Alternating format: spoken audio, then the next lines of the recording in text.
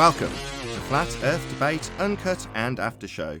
I'm your host Nathan Oakley, and if you are new to this channel, or you've not done so already, then be sure to subscribe, hit the bell notification icon and join button to keep up to date with the Flat Earth Debate. If you would like to support the channel, there is a super chat that runs alongside each of these shows while they premiere, and there's also a PayPal, Patreon and crypto link in the info box below the video. Also below this video you can get £50 for swapping your UK electricity supplier to Octopus Energy. Speaking of patrons, I'm going to do a quick shout out to all of you who do support me on Patreon. So, a massive shout out of thanks and appreciation to Ben White, Maximum Gravy, Austin Whitsitt, John Kays, DL Hill, Julian Jeremiah, Tommy Swagnuts, Michael Kahn, Patrick Gunnels, Banter, Will Brax, Mel B. Styles, Troy Shuker, Bose Nail, Sampson, Maris, Hairy Blade, Mobile Mac 777, Neo the One, Lost Cat FE, Rob W, Open Minded, Reese Pound, Del West Watson, Mike, Dick Earth Skeptic, Maria Nealand, Unbelievable Productions, Blue Ridge Ranger, The Real Gabster, Liam Nedrick Jr., Abraham Mohammed, Naibai, Adrian Quintana, Skeptic936, Life is Short, Fireball X, TheFlatEarthChannel.com, Texas Mike, Edwin Johnson, and David Wayne Foster. So another massive thank you to all of you for supporting me on Patreon. Now I will hand over to whoever is in Google and Discord so you can enjoy their conversation while I set up for today's live show.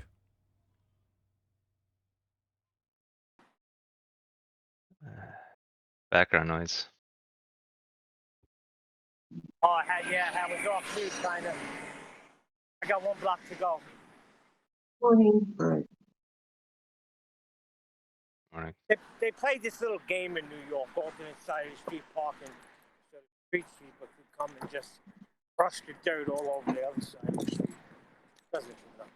I got about 20% Gotta of play that. the game. That's it.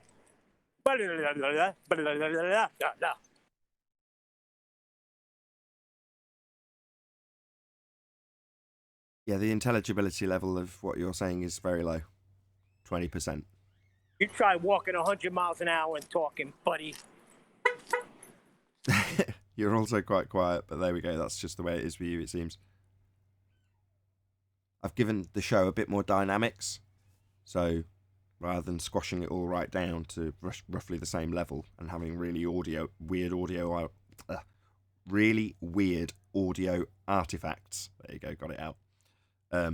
I've decided to just give it a bit more dynamic range, but that means if one of the guests in G+, who I've got no control of your volume on, is quiet, as you are at the moment, that's just how you are in the recording. You're just lower than everyone else. It's just unfortunate. Just so you know, I'm sure you've heard it. Just told me I was loud. That's why I lowered it. Well, you're a little bit... I was on Discord, though.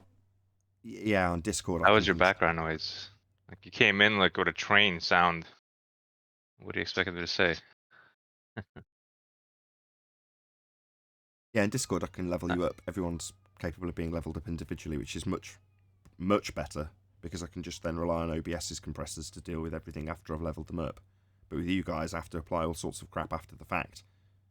Or technically before the fact, because it's before OBS's compressors, but I have to put all sorts of other layers of compressors and limiters on G+, just because there's no volume control for individual guests. Very annoying. There used to be in, what was it called, Hangouts.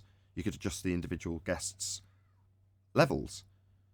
Or at least you could in Hangouts on air. Then it went to Hangouts and you couldn't, and now it's Meet and you can't either. And it's like, oh, that was one of the main features I used, being able to level up the guests. But there we go, such is life. Righteous, you told me I was loud. You didn't say a train was passing. You said you're a bit loud. Come on. Well, I'm still right, even though it wasn't very specific. You have to excuse me. You're all just waking up. I don't know what it is in the UK. What is it, like 2 o'clock there? 3 o'clock? I don't know. I've been up since 3 o'clock in the morning. 20 to 2 in the afternoon. Oh, nice. I'm up as a pup. Speaking of pups, listening to that show again with the Kumo virus, it makes me want to just strangle the microphone or the phone or whatever. Very frustrating. Maybe that was what the guy percent was trying to get across when he's like, this is a... I won't swear this early in the show, but this isn't good. I'm like, oh, right, white knighting for the Glober because he's being pummeled. He's like, no, we're going around in circles. It's like, yeah, of course we are. He's lost. So he's got to keep it going round in circles for as long as possible to make it mitigate the defeat that he's experiencing in the moment. Now, it's hard to say that when you're riled up and in the middle of a discussion and you just get interrupted by someone on your own side who then has to be clarified as being on your own side but telling you you've got a poor show. You're like, okay, thanks for disturbing the flow. That is how it goes down here for the fundies on the Globe side. Admittedly, it was useful in the end because he's like, I was the first to say you can't acquire a straight line from a globe. So it's like, okay, great. So you're rounding out this point, which is good. So your interjection's worthwhile because you're reiterating the point that we're going around in circles on. And was, the whole discussion was started off with a clip being played from 24/7 Discord where their sides are up against the wall because they haven't got a straight line and they're being asked, or the guy's pointing out, I don't know where you're getting the straight line from, the Globe believer is. So, going around in circles saying I can get a straight line but it's all bent, but I can get a straight line but it's all bent. It's like, yeah, that's their pain. Now, that is how it goes here. I can't do much about it apart from continually reiterate the point, because how can I force my opponent into concession? I can't. But for the audience, unless he concedes, it's like, well, where are we going to go? Well, you've got to hear the same point drummed in over and over again. And there's been at least one occasion where someone's come on the show and said that is actually beneficial, as much as it might be frustrating for you, because the point's being drummed home over and over again. It's being reiterated. Go on, Neil. That's not what he meant. No, that frustrates me because I want to strangle a Kumu virus because I know you're getting it and you're being a fundie. And how can you not, why are you not waking up to this fact? You were calculating a freaking, I forgot the word, an illusion. Oh, this was second part of the discussion. I did keep a little bit of that. I've trimmed it out. It'll go out. What's the name of the show? Free Sextant. I enjoy it. I didn't think it was. I'm not saying it because I wanted to change. I'm frustrated at him, but the show's fine. I think the percent guy is just getting annoyed and he wants to. It's not edifying to him because maybe he's been there, done that, got it, and he wants to move forward, and he's not understanding that other people are going to hear this and benefit from it. Yeah, my opinion is, to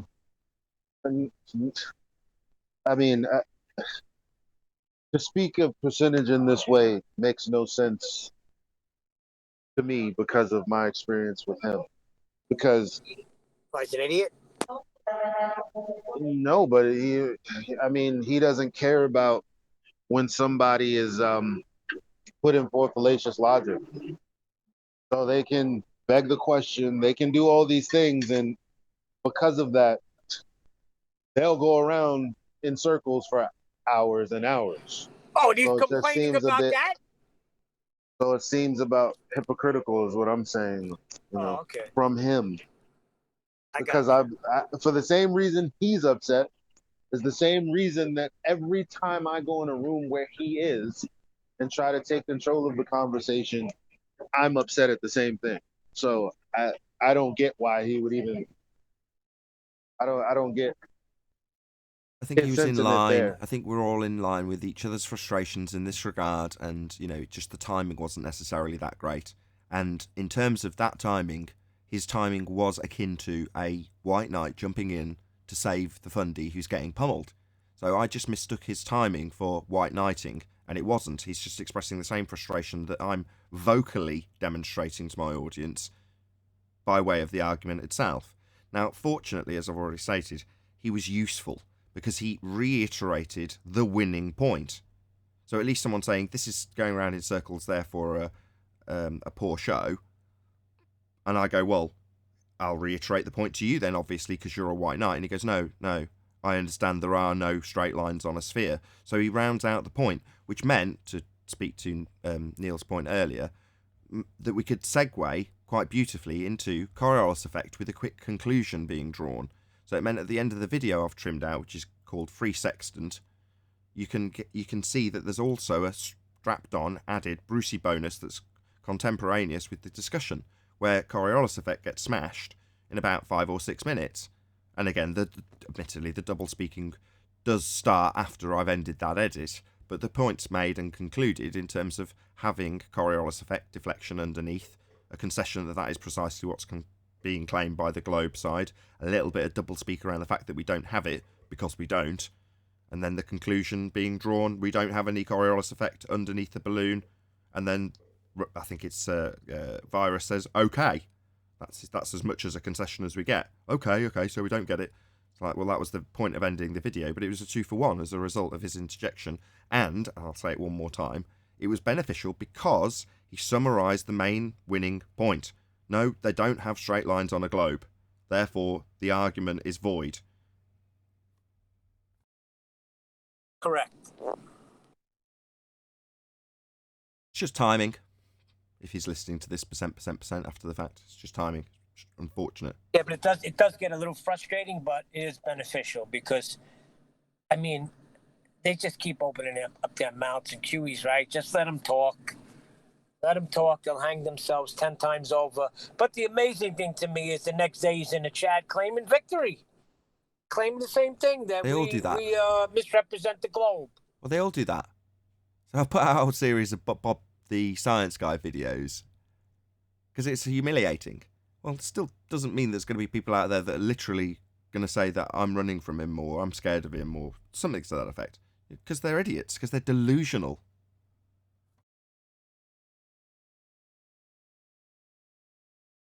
Yeah, but to not be woken up by the fact that you spent that time and you were calculating an illusion.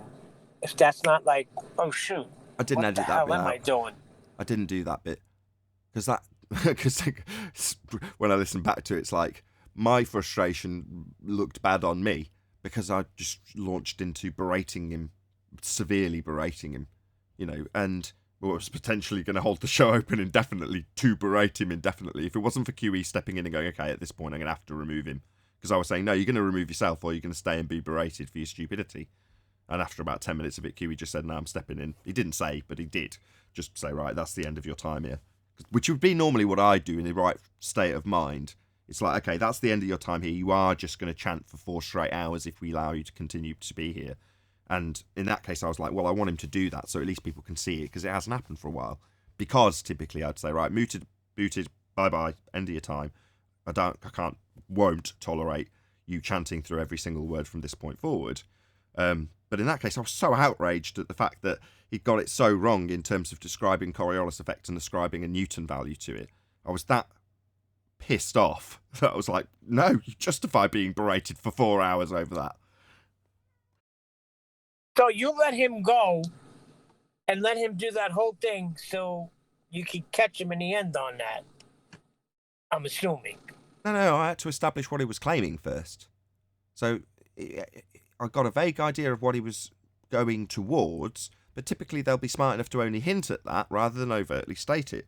So when he's literally ascribing a Newton value of force of deflection to a balloon based on its kilograms, you're ascribing a force to a not actual effect.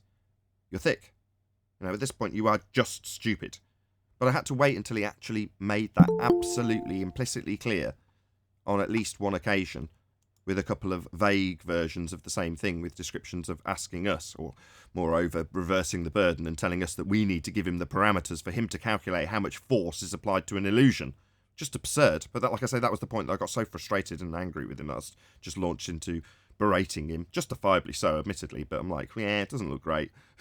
So I'll edit the bit before. Yeah, sometimes I feel the same way. Like, if my pet does something and maybe I smack him on the nose, I get a little upset, and at myself, like, why did I do that? It's just a dumb dog. He didn't know he peed. He has no clue. So I understand how you feel about your pets. I do refer to them as dogs often, because they're sniffing around me, aren't they? Seeking out my attention. Hey Nathan, hey everyone. Hey Brian. I'm going to be on mute for a while. I'll be listening, but I'll be on mute for the next 25-30 minutes, okay? Yeah, no bother. When you do get back, I'll chit-chat with you about your most recent video, which I haven't managed to sit through. I just haven't had time because of various different education things for my kids. But there we go, that's life. But when you do get back, I'll hopefully have a chat with you about it so you can fill me in on what I haven't seen. Yeah, okay, no hassles if you want. Excellent, thank you. I'd normally see it, like I say, on I think it came out on Tuesday, and I started watching it and then had to go to a class, which is like an hour drive. But there we go. So I got back and didn't have time to watch it, and then same yesterday. Oh well. You can't see all of them. So what can you do? You're busy. You have to do what you have to do. You know, Yeah, but it's stuck in my. You might say that, but it's when there's a video you want to watch, it sticks in your mind that you haven't watched it, especially when you start watching the first 2 or 3 minutes and the premise. I've got the premise of the video, and I could probably guess what you say in the video, but I don't want to. Right? You've done the research. I want to hear it from you. I'd much prefer to try to just sit through the video, but I just haven't had time, which is annoying. Whereas some videos, you'll sit through the first 2 minutes and, you know, it's by somebody who you know, and I'm not going to mention anybody who would do this because I'd deeply offend them, but you're like, yeah, I've got the idea, you know, and then you move on. Whereas some of the things, well, most of the things that you cover, I know from past experience and being shouted at by you, that it's best to get all of the information absolutely straight before I start making conclusions about the point you're making, even though I've watched the first few minutes. So I'm not going to do that again. I don't like being told off by Brian. Anyway, I'm tying you up when you said you want to be on mute. So yeah, we'll come back to you in, I don't know, about 2:30 or something. No hassles, no hassles. No, what it is that the video is a precursor. I won't say what it is because for anyone that might be listening back to this, it's a precursor for something that's coming down the road. I tend to do that. I'll make a video and it might be a bit long and a bit jumbled together, but then somewhere down the line I make the total concise version. Although this does have stuff in it that's important, there's another version I can feel coming down the line that will nail just a specific topic, and it'll cover a range of things. So that's what it is. Anyway, I'll talk to you about it in a while. Thank you. Look forward to it. Notice the stint of quiet, nice, calm, deliberated, detailed explanations for globe debunkings ended a couple of days ago when Virus decided that he wanted to pipe up about drift, and then again with Bob. Doesn't take long. It must gnaw at them when we're doing that, right? Because we don't just sort of sit around in silence. We're all fascinated by this subject, me especially. So I want to talk about it, and doesn't need another fundy here. And a few people have said, it's not a debate. It's like, you look up the definition of debate, and so long as both sides are being represented, doesn't mean that the one person who's representing one side of the argument has to believe it, as long as it's represented. And it is. You know, if anything, the people who represent it when there aren't any true fundies here are better at it than they would be. Certainly better from an educational standpoint because it's concise. If Arwin's doing it, occasionally you have to rein him in. You know, he gets a bit carried away with the fundy motions of doing the chanting and circle jerking and conceptualizing, all that sort of stuff. But on the other hand, it is so much more realistic when Arwin plays devil's advocate. I'm glad he's not here to hear all this. He is the best at it. There's no two ways about it. Because if I do say to Arwin, "No, come on, can you please cut the chanting out?" He would just stop on a dime, you know, and revert to concession on behalf of their true argument, which he understands implicitly. So, like, who would you rather listen to if you're actually trying to get to grips with the argument? I would listen to Arwin in a heartbeat over someone like Virus, because if you do listen to someone like Virus, like we were complaining about earlier, it takes someone like percent to step in and sing his praises on this occasion to actually concisely summarise why the point that's a winning point is a winning point, because up until that point it's just both sides reasserting that the other doesn't understand their point. So you've got to make a choice. You've got to decide which one's correct. Well, being derogatory to some of the audience, some people really do need it laying out. I gave the example of my mother a few years back with Robin Poe talking about a 115-mile straight line from a transceiver to a transmitter. And you're like, okay, she's got a flat earth beneath her then, but she didn't lay it out. So when it's in debate, it's even more convoluted. You've got to have someone actually make the concise summary at the end, ideally with a concession from the person who's made the original point that's been taken to pieces. So It's one of them. I'd That's rather one have of the great Arwen. parts of your Go on. That's one of the great parts of your show. I remember even when I was listening earlier, a few years back, you always explained it very well, and not just one time. It was repeated, so you get to understand things better when they're repeated and they're repeated again. Well, especially for new people, right, who haven't heard it enough times. Sometimes it takes a few times for something to sink in. This is for everybody. I'm not just putting anybody down. Yeah, and you got to remember, I'm coming from just finding videos and hearing DITRH just say something about Nathan Oakley. So I go over there and I've never heard anything like this before. Never heard really a debate, and I was like, wow, this is my show.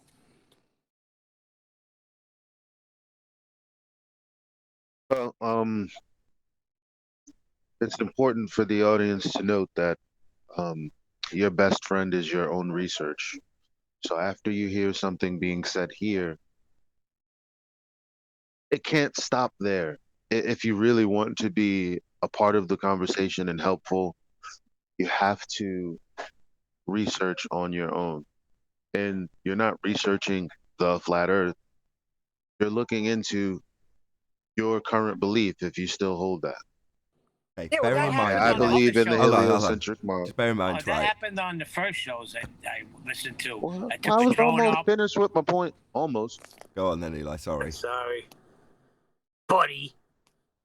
So Go when on, you have Eli. a belief, the first thing you should do is verify the claims in your belief. You can't do that. That's a red flag. That's something that you should be looking into. That's how you kind of just wake up and realize, oh, I'm a flat earther. That's how it happens. Yeah. Did you want to get your point, and then I'll. I don't know. I was just saying that happens like in the beginning. I remember taking my drone up and trying to see some things, and doing other things, and trying to do whatever I can to try and see if these things are true. Okay. Unfortunately, you're preaching to the converted. So I don't know if you were here the other day when I was not criticising, but basically appealing to Jaren in terms of his former expressions of people doing their own research. Do your own research. Don't trust me. I think in a recent upload he was saying, look, I'm just not going to tell people that anymore. And I totally agree with him, because it goes without saying for the people who will and can do that anyway. The people with critical thinking don't need telling that they need to go and double check what they've just heard and verify it and possibly look into the opponent's position and get a good idea of the opponent's position as well. Those people just don't need telling that. The people who do need telling that will not do it. And further to that, we've got several accounts now, one of which is Conspiracy Cats on Haunted Houses channel, who will describe precisely why they don't want to do that. If I'm paraphrasing, apply critical thought to this particular aspect of my day-to-day life, i.e. the nature of reality, and it's true, then that would ultimately infer that there's lots of other things in my day-to-day life that I'm yet to assess that should really be assessed, but that's pretty scary, because it might all be lies. Well, those are the very people that you're appealing to with that statement, Eli. Do your own research is a way of appealing to the masses to do something that they would be capable of and would be doing if they were adept at critical thinking to begin with, but you're not going to give it to them by saying that. So I don't know. I just think it's going to fall on deaf ears, and the people who prick their ears up, nod along, and are doing it anyway. That was a good point. Did Jared come up with that, or? Jaren used to say, do your own research, and then I can't remember exactly what he said. It's one of those. I haven't watched it repeatedly. I just remember him saying something to the effect of, I'm not going to encourage people to double check what I'm saying anymore, because it's just, that's down to you, and I'm sick of saying it, and the amount of people who don't do that and won't even watch the video I'm actually making when they make a comment, blah, blah, blah, blah. I can't. Right. I'd have to go back and check exactly how. Yeah, he just said that on the first comedy hour for the NASA. He's like, I don't care what you guys do. I'm not doing this to educate, the people who won't be educated. You do what you want at this point. If you don't realize whatever, who cares? Exactly. Exactly. So I get you. Yeah, well, that's my point, and I completely agree with him. It's like, by saying, don't just trust what I say, go and do your own research. It's like, well, the people in between are there because they just want him to tell them what they need to know so they don't have to do the research. So when they hear that bit, they go, oh, yeah, yeah, yeah. But then they go and watch some cat videos because they've got the information that they wanted. It's affirmed their bias and no further input is needed. You know, they've got their fix. I'm talking about the people on the flat earth side here. So, you know, it's like the contrasting people who are like, no, you're wrong. They're just there telling him he's wrong without looking into what he said or checking out or double checking or reviewing their claim in the first instance to see if it is actually correct. They'll just spew. You're wrong. It's like, okay, I'm not going to tell you to go and do your own research and check if I'm actually wrong or recheck your claim and faith that you're not in any way debunking me by telling me I'm wrong in my comments.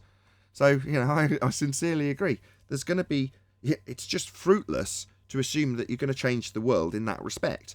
The world hasn't changed. The world was always flat.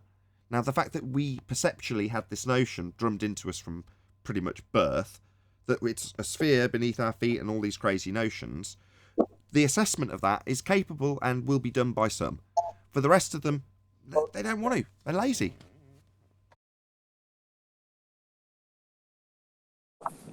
Correct.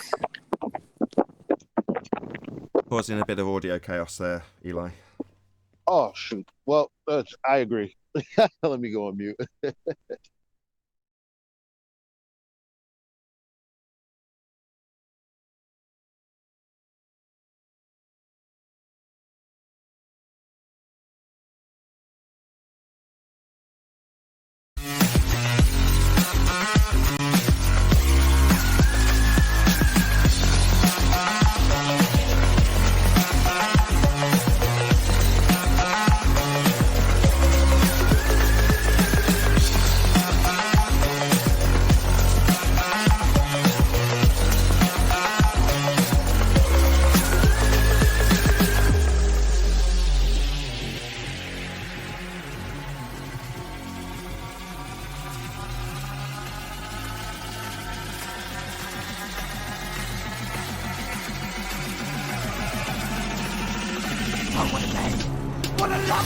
Welcome to Flat Earth Debate Live.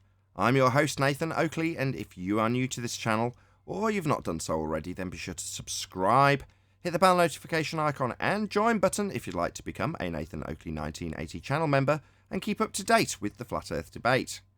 If you would like to support the channel, there is a super chat that runs alongside each of these shows while they are live, and there's also a PayPal, Patreon and crypto link in the info box below the video. Also below this video you can get £50 for swapping your UK electricity supplier to Octopus Energy. Most importantly, if you'd like to join the discussion, simply mute the page you are currently watching, then click the link in the info box below this video to join the panel and express your views on the nature of Earth. If you do join, please don't swear. If you do, you'll be ejected, and if you are, please don't try to rejoin the stream using sock accounts. You'll be warmly welcomed back on the next stream. Please also share the show on social media. Sharing the show obviously increases the live audience, but this in turn increases the chances of a more diverse panel. So please share the show on Facebook and Twitter. One last time, if you're new to the channel or you've not done so already, then be sure to subscribe, hit the bell notification icon and join button to keep up to date with the Flat Earth Debate. Now we are joined by Eli, Neil, Brian's Logic, 10th Man, and a whole bunch of people in Discord. So welcome one and all. Morning, morning. Hey, good morning. Good evening, Nathan. Good evening. Hola. Sorry for yelling at you to shut up yesterday, Solar. My bad. Was that Solar? Whoever's voice said hello, Nathan, just a moment ago. No, that was me, Rams. Rams. Yeah, sorry, my bad, Rams. Yeah. Shut up, Rams. Yeah. I don't know who it is till I listen back and do the edits. Dr. Bob's going to arrive for his appointment this today. What appointment? Oh, he ain't coming. I didn't make an appointment. What are you The talking appointment he arranged for himself yesterday. I see. I'm going to come in and consult for you. I'll make the appointment for you. Hold on, you're not even my doctor. What are you doing? You crazy, batshit insane nonsense head.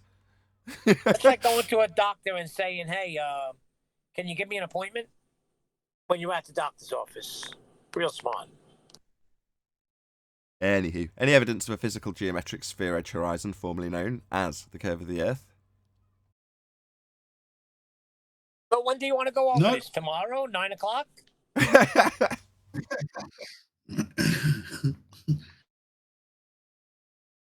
Let's organise a time to talk about it. We talk about it now. Come on, be reasonable. Any evidence of a physical geometric sphere-edge horizon, formerly known as Earth curvature? We're gonna need Bob for that. Oh God, we don't need Bob for that. We'll need R for that. No evidence, and you're right. We need R for that, and we don't have a radius. Perhaps we need Rob for that? Before I let Arwin in, don't mention that we were buttering him up and saying how great he is, okay? Let's just not mention that. Hey, Arwin.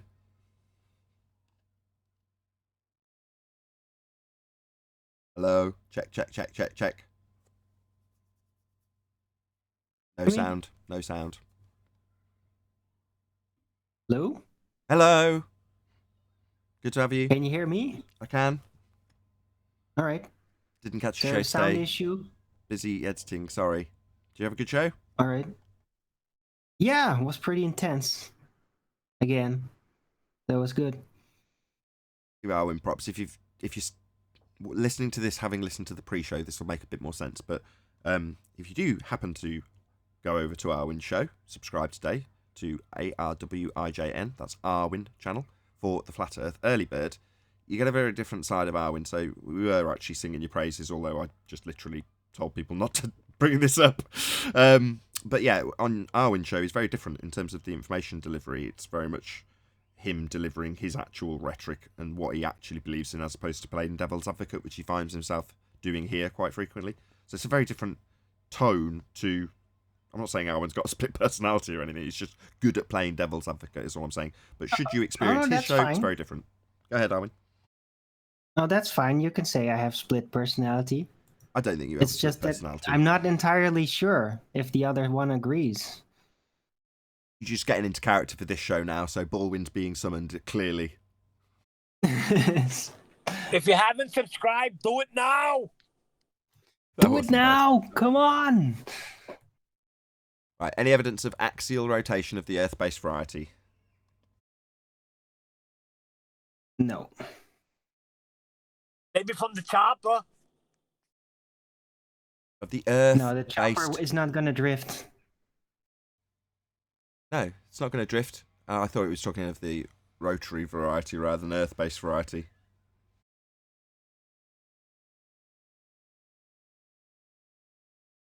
Not of the propeller variety. The blades are spinning. Right. Any evidence of the distance to the sun? I don't know where it is. Right now, it's kind of gray. It's not out today by me. It's gray over here as well.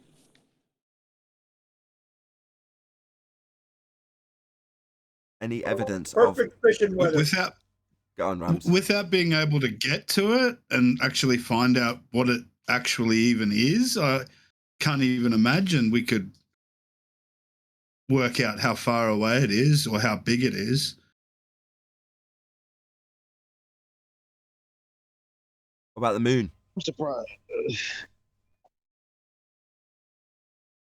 Yeah, same situation, I guess. If we can't get there and test it, then just guesswork.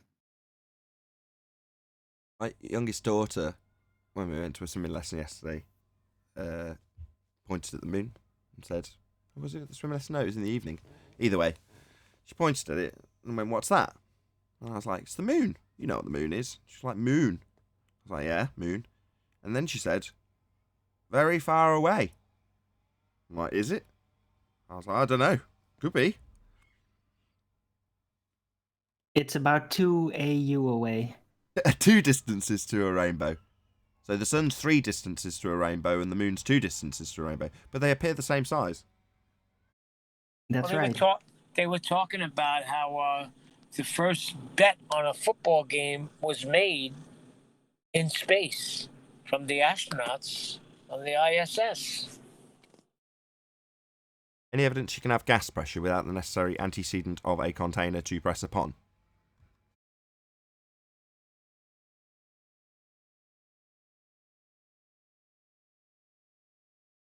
No, ISS operates in space, so fake. Can't have things in a presuppositional orbital path falling around sphere-shaped. No, doesn't work. Can't have gas pressure without a container. Yeah, but it seems like they're ramping it up even more because they talk about that. They talk about stuff First of all, how are they getting this dust from Mars and mixing it with human blood to make something stronger than concrete? I don't understand this. They just keep ramping it up and ramping it up. And no matter what they say, if it's on TV or the radio, they're going to believe it. Yeah. You can just make up any old crap though, can't you? I mean, same applies to Narnia. You know, if I start saying, did you realise that the Ice Queen made the Turkish delight just out of snow? Like, there wasn't any, and then there was some, and it was just made out of snow. What is it with the Turkish delight that isn't real and suddenly is real, and you can't make Turkish delight from snow? But everyone believes it, because it was on TV and they say that Narnia is real. Well, there's that fantastic example of the broadcast of that War of the Worlds, wasn't it, on the radio? And there was all sorts of people that heard it and believed it, and and there was panic ensued. And that's when truth was coming out of the radio. Well, I don't know. Oh, how naive. Truth, but... I love it. That was when truth was coming out of the radio. Oh, yeah. Well, wasn't as it is today, let's put it that way. You don't think think the powers that should not be didn't immediately recognise the power of transmitting radio broadcasts and what that could be useful for? Yeah, they did, and a few of the generals, MacArthur especially, said, and Patton said that this will destroy us, the media and the radio. Well, gas pressure without a container, no.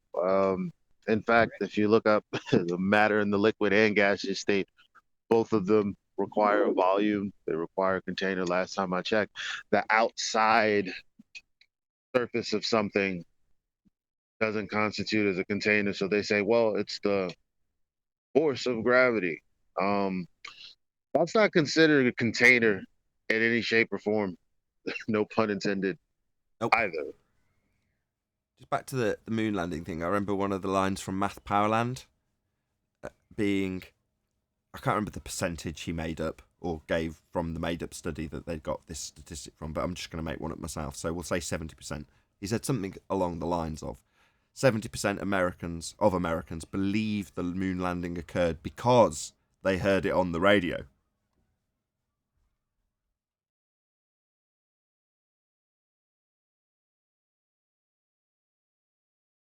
Any scientific evidence? Go on. I was going to say, what do you think the percentage is now? I just made that percentage up. I think it's at 74% now. If you heard it on the radio, that's hot stuff. That's what? I missed that. No, that was Don in summer. It's the incredible power of broadcast media. I mean, it was the only source, for information for people back in those days. A lot of people were illiterate, except for the upper classes. And so they depended completely on whatever they were told by the guy in the radio.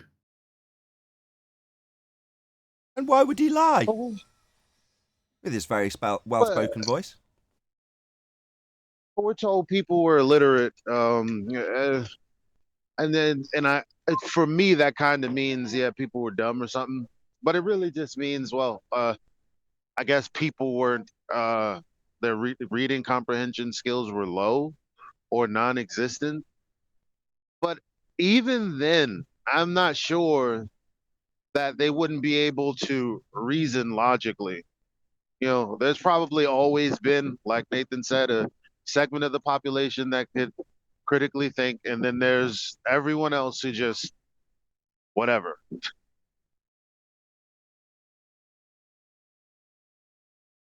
Yeah, I think it's probably 10% of the population are just pure dumb. and 80% are just average, and 10% are critical thinkers. You don't need to worry about the other 10%. You know, you just have to worry about the 80%. And that's what I see when I hear people on our own side, that's the player side, getting frustrated because they can't convert somebody into their understanding, especially when it's a family member. And you're like, but the majority of people are like described in the Matrix when they're walking around the simulation, and Morpheus is explaining to Neo that most people are hopelessly immersed in the system. They don't want to be taken out of it. You know, and any hint that it could be something that they don't approve of will be fought. You know, you'll be met with aggression. So why endure that? You know, as I said, I don't know if this was in the pre-show or in the live show, but we were talking about Jaren and him saying, I'm sick of telling people go and do your own research and try to convert you and convince you that you need to check out your own beliefs, because most people just don't. They'll just spew their nonsense. So it ends up being, you know, you kind of become a bit apathetic to it and just go, I don't care if you believe me. I became like that very shortly into the debates, I've got to be honest. It's taken Jaren longer than me. But you've heard me say it plenty of times. I don't care what you believe, you know. And if you need a detailed description of what I think the world is because you've lost your current faith in what you thought the world was, I'm not going to be the arbiter of that either. You know, I'm not your guru. So, you know, take it or leave it. Research it or don't. I don't care. I heard something that you probably know, Nathan, but I didn't realize that that part was specifically made for Will Smith and he turned it down. I didn't know that. Say that again. The part of Neo was made for Will Smith. They envisioned him playing the part and he turned it down to do the Wild Wild West because they wouldn't let him do a song in the movie. A song?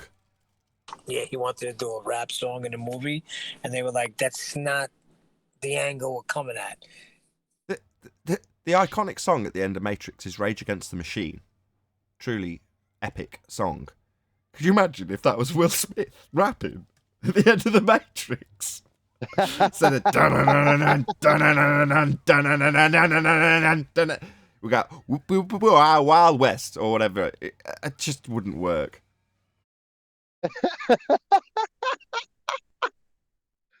Oh yeah, you're right. That would have been a poop show. Chocolate's not here to rattle off a terrible improv rap about the Matrix in a Will Smith tone. But there we go. I think Will Smith's a good actor. I think he would have done a good job. If anything, I hate to say this, he's a better actor than Keanu Reeves. So potentially it would have been a better movie for it. But Keanu Reeves did a good job of it. So no complaints. It's a good movie.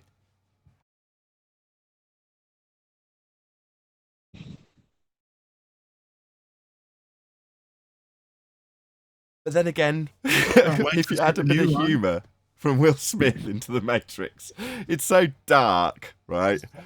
It just doesn't lend itself to a bit of Will Smith humour. I mean, don't get me wrong, I know he can play... What was the one he played where he's the last guy on Earth? I Am Legend or something like that. You know, he can play those sorts of roles. He's a good actor, so I don't know. Just, I can't believe he wanted to have a rap at the end of it. Yeah, that was the whole thing. But he kicked himself in the ass for that. He didn't realize it was going to be iconic. Oh, yeah, because Will Smith's not iconic. It's not like he's worth millions.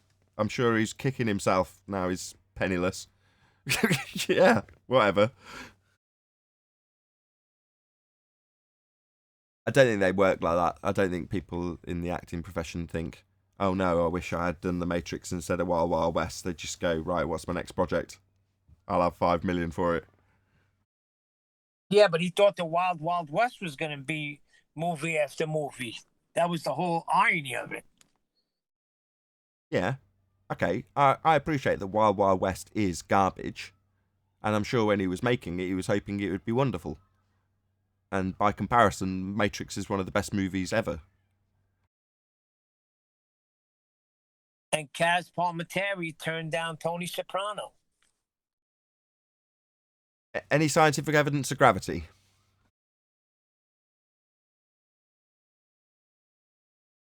No scientific evidence of gravity. And he also turned down Sonny Black.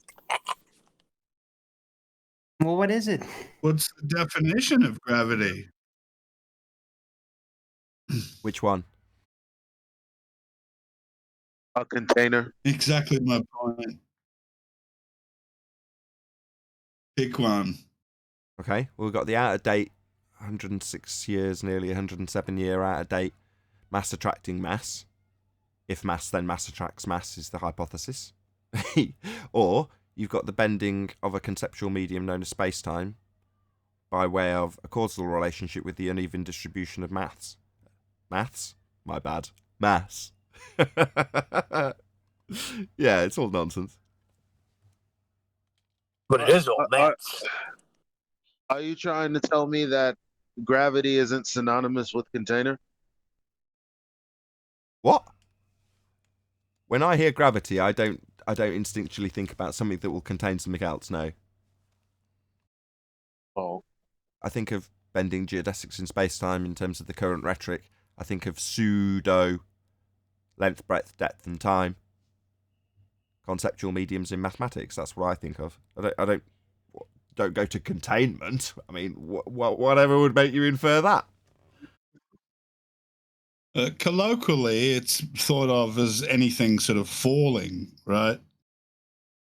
Or weight.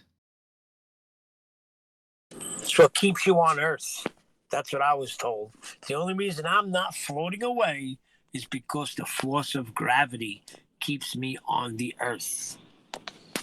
Yeah, they need to bring it in to justify how everything can stay on the outside of a ball that's spinning at rapid speeds, flying around through a vacuum. Yeah, well, that was the whole bucket of water spinning round and round in school. See how the water's not coming out? That's why you're not flying off the Earth. No. They're now not saying the Earth is rotating. Come on. That's true. Alrighty then. Any evidence of the R value, Earth radius?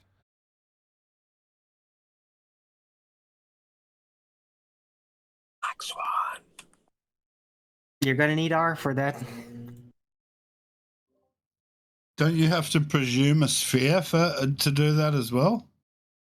Normally the other way around, but yeah. There's no evidence of the R value, unfortunately. Any single Or I'd still be in the Matrix.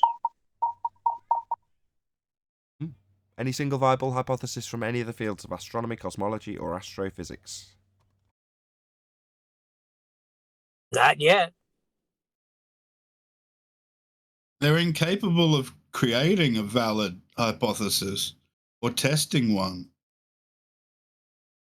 No, they could still do it. Right, Owen? Wait, what? Say again? Housekeeping question. I was too busy typing. I couldn't hear it. Any viable Can evidence? the fields of astronomy or cosmology actually form a valid hypothesis?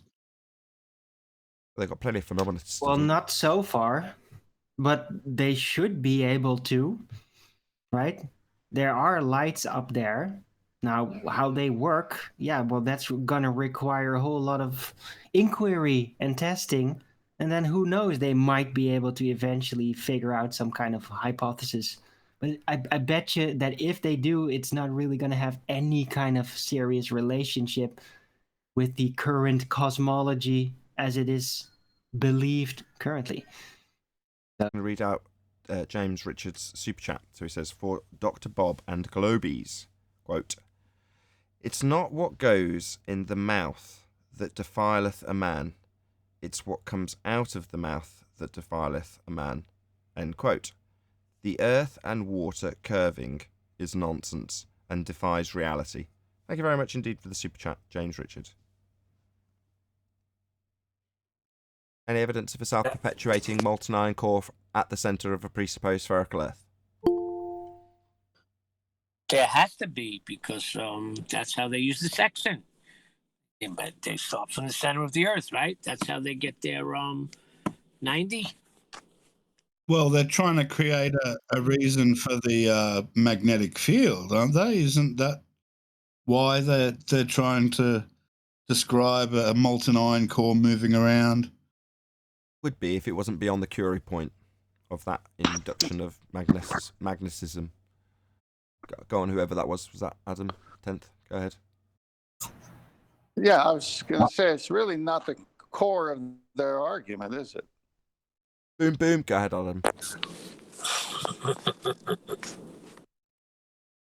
No, staying on this, to show a two-dimensional circle and to hold the sextant with a stick figure on top of a curved part of that circle and tell us that circle on a piece of paper represents a sphere that we live on, and you're holding a sextant in your hand, and from the surface with the sextant, with your bottom baseline, that's not a straight line, but curving away from you.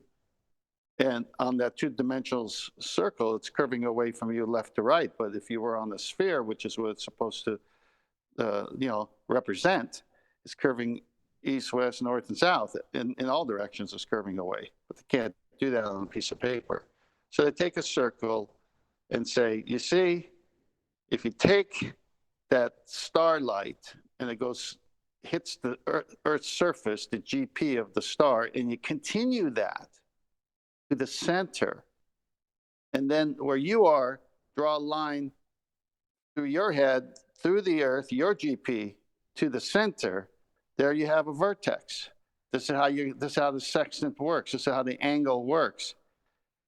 You'd be commissioned to Bellevue. I mean, just look at the picture. That is not what's happening. That is what they want you to think is happening, but that is not what's happening. Angles do not work with curved surfaces. Sextant can only work with a straight radius from the GP to your GP. It's so silly when they try to do this, and they're missing the whole argument. How does an angle work? If you can answer how an angle works, the ball is dead. Cool. That concludes the housekeeping. Do a couple of quick shout outs. So we're going to chat with Brian when he comes off mute, hopefully in the not too distant future. He's a bit tied up at the minute, but when he does pipe up, we'll be talking about his most recent video. Also, Mitchell from Australia is going to get another plug because he did a really, really good show yesterday. Very amusing indeed. And there's obviously his trolls, his regulars, and all and sundry in his live chat that he interacts with, and does a few presentations. Did a presentation yesterday. Talked quite a lot about homeschooling. If that's your thing, then check it out. But the Flat Earth School runs pretty much daily. I don't know his exact schedule, but certainly maybe Monday to Friday. Maybe he does the weekend. I don't know. But yeah, check him out. Mitchell from Australia. Homeschool is the way to go. That's what my wife's been doing for the last 11 years. Yeah, that's great, man. Yeah, the COVID thing was really handy in that regard because we homeschool and have since the kids were born, so they've been being taught from home, so there hasn't been a real transitional period.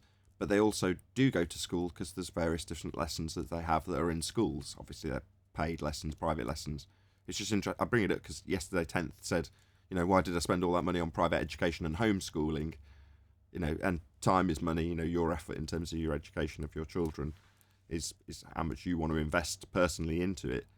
And typically, if you get a lot out of it, which was what was being explained by Mitchell yesterday, you'll put a lot into it. He described it as, it's not just them being educated. They'll often question what we're saying. Therefore, it's us being educated because we go away and research things that we potentially just held dear, taught our kids, and then they go, really? Is that really the case?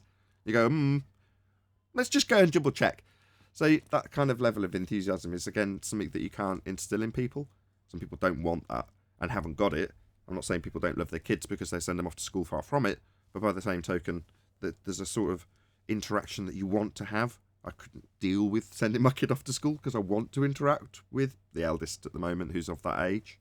But by the same token, she is still going to the classes. They cost an absolute fortune and take a lot of time and dedication to get her on a schedule and on timetable and actually sat down doing her English homework. And all those other things. So if that's of interest to you, like I say, check out Mitchell from Australia. He'd go into it. His kid's running around with him at the time. Yeah, good stuff. But also, Brian's on. Go on.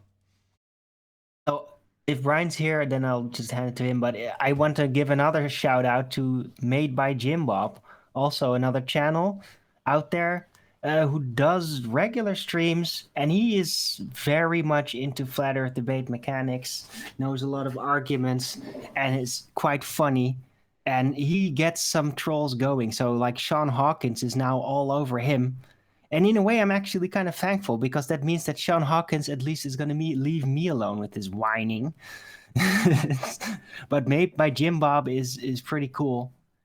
And yeah, check him out. I haven't subscribed. I've heard his name mentioned 2 or 3 times, and I haven't subscribed. So, all right, I'll post the link to his channel in the chat. Cool. I'll subscribe. I listened to him, Nate. Very eloquent and exceptionally well informed. You know, with the current arguments. I've never heard of him before and pointed him out, but listened to a little bit. Yeah, he knows his stuff. Cool. Well, Arwen's hopefully going to be on mod duties, sticking his link in the chat. I don't know if you want to get your rival Mitchell from Australia's link as well, Arwen. Dun, dun, dun. Maybe. We'll see. But yeah, subscribe. Check them out. I mean, it's nice to scratch the backs of people who are on our side and promote them. So that's Made by Jim Bob. As I say, hopefully someone else, if not Arwen, will get Mitchell from Australia's link out there as well, so you can go and check him out as well. Brian, are you there? Oh, he's not. Just 2 minutes, Nathan. Yeah, no worries. I can plug all of this streams and stuff. Yeah, my YouTube ad revenue dropped. So, pumping out the videos, that's what you got to do. Terrible that I'm reactive in these regards. Should be completely scheduled, but I'm not. In any event, I've got several videos that are coming out over the weekend. One is called All Maps Prove Earth is Flat. And that is coming out on, I think it's Sunday, at 10 PM UK time. There is also The End of the Earth, which comes out 10 o'clock tonight. That's on, both of those are on Nathan Oakley 1980 channel. So 10 o'clock tonight, The End of the Earth, and 10 o'clock on Sunday night, All Maps Prove Earth is Flat. After this show, so about 3.5 hours after this show finishes, I've got a show coming out called Free Sextant. There's a whole lengthy title to it, which I won't read out. But basically, Free Sextant is the main part of the title, and that is a Kumu virus that was being discussed in the pre-show with our frustrations, which didn't make it to that edit, because it was after 2 hours of straight circle-jerking Fundy chanting. But the main points did make it to that video. So check all those out. They'll be coming out over the course of the next couple of days. Hopefully that bought Brian enough time. Probably not. Hey, I'm back. Yay! I've run out of things to plug, so good job. Yeah, I'm just plugging in my computer. I'll share that now in a minute so I can share the screen. Yeah, so my latest video is, as I said earlier to you in the pre-show, it's a precursor to something that's coming down the line. Although it's still dealing with issues right now. The whole point of it is I'm focusing on what I call the angular free space. Now, some people might call it a field of view and different things like that. But it's not exactly the same as a field of view. Because people can argue, as Rumpus argued with me before about field of view, how field of view is a specific term connected to a specific thing. So someone can argue with me about that. But what I speak about is angular free space. So the best way to describe this is, if you think about the sun, the bottom of the sun, between the bottom of the sun and the horizon, let's just say, right, when the sun is at 70 degrees, or 50 degrees, let's just say, right? Then that piece of let's say that piece of free space has an angular size. So when that sun is at 20 degrees above the horizon, that piece of free space between the bottom of it and the horizon also has an angular size. So basically what I'm talking about is the measuring, rather than trying to like people, this is the start of me doing it with the sun, but I'm measuring that angular free space, and I'm bringing it to a point where it goes into the 0.02 angular resolution limit of the human eye. So if you can imagine the sun, the closer it gets to the horizon, then that angular free space between the bottom of the sun and the horizon gets smaller and smaller and smaller. And eventually, now I haven't done this with the sun yet. I haven't calculated it with the sun. I'm just using it as an example. Although the sun, there is a thing on the sun in my video, I haven't calculated it for the sun. But basically, that angular free space is going to get smaller and smaller and smaller the further from you that the sun gets. Now, to give an example, I used Ranty's 1 foot observation across to Barrow, which was to the shoreline was 13 miles, and it was another 5 miles then to the Barrow Town Hall. Now, Barrow Town Hall is 164 feet high, but even just to the shoreline. Now, I'm not talking about when he zoomed in. I'm talking about from being on the beach, looking across the water. Now, from a 1 foot observation, it may be a little less than this, but just looking across the water from the beach without a camera, anything that's less than 24 feet high, right, Ranty would not have been able to resolve at 13 miles away. Right? He can't resolve anything that's less than 24 feet high at 13 miles away. So it would be even more for 18 miles away. I didn't do the 18 mile away calculation, but let's just say 18 miles away was 30 feet. So even if there was nothing in the way of him seeing the Barrow Town Hall, there was just a straight horizontal between him and the Barrow Town Hall, then he would not be able to resolve the 30 foot at the bottom of it, let's just say. Now, it may not be 30 foot for the Barrow Town Hall, but I'm just saying 30 foot because it's 18 miles away, whereas to the shoreline, which was 13 miles away, was 24 feet. So if you can imagine that if the Barrow Town Hall was an extra 4 miles away, then let's say it could be 35 or 40 foot of Barrow Town Hall he wouldn't be able to resolve.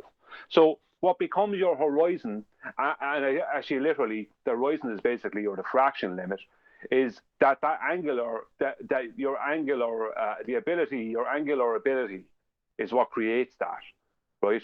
So if you have something like a star or the sun or the moon or whatever, you can measure the angular free space between that and the horizon, like you do with, like basically what sextants do. They measure the angle to something, right?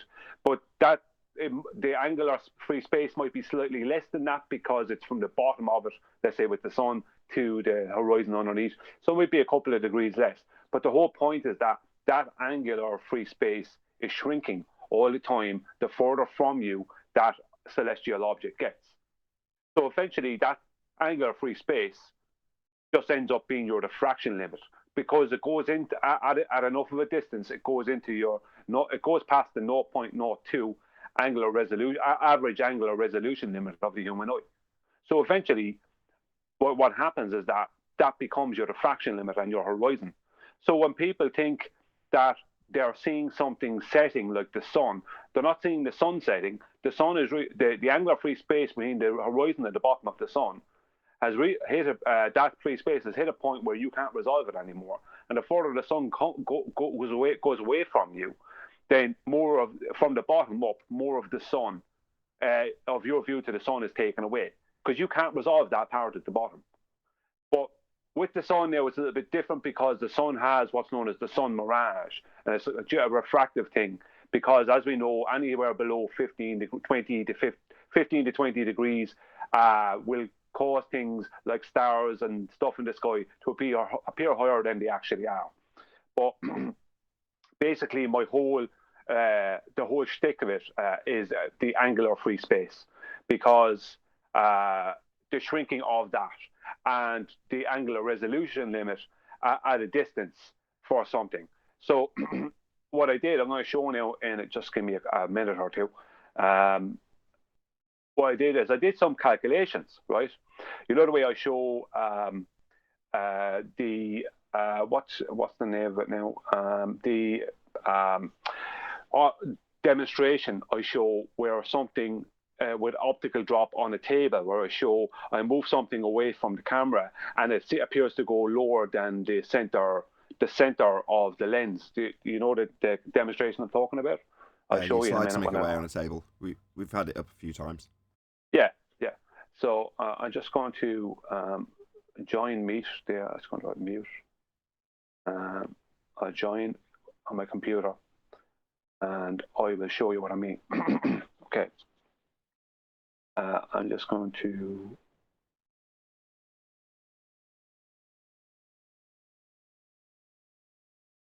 share screen. Just letting you know. I should be sharing there now. Any minute. Okay, I think we're on. Okay. We can see a load of video feedback, but yeah, there we go. Now, you might see some pop-ups happening up here. I can't do anything about that. So what I did was I did calculations, right, for